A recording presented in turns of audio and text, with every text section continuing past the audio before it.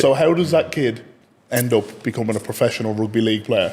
Because you probably look at that. The parents alongside are probably thinking, "Nah, there's no hope. There's no hope for this kid." Do you know what I mean? Like, which is probably what people shouldn't do. Like, parents shouldn't really be judging a kid by their 11-year-old ability or whether they're like not cut out for the game or not. But obviously, you're probably thinking, like, your parents are probably thinking, "Jesus, what's going on here? Yeah, what's going on here?" When I was young, I was always a good tackler. I was, I don't know, I'd always just like intent. I guess I'd just throw myself in there.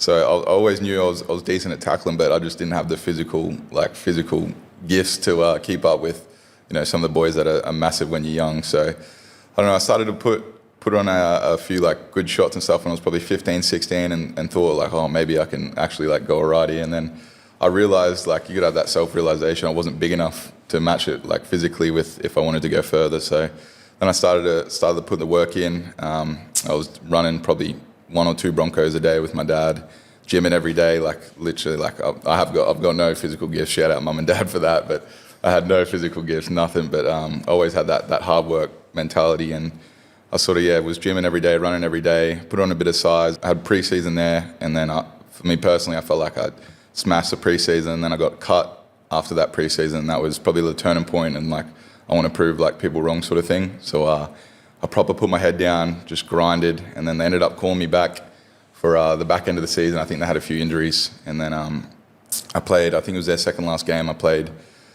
a Melbourne Inga game, and that was my first rep game when I was 18.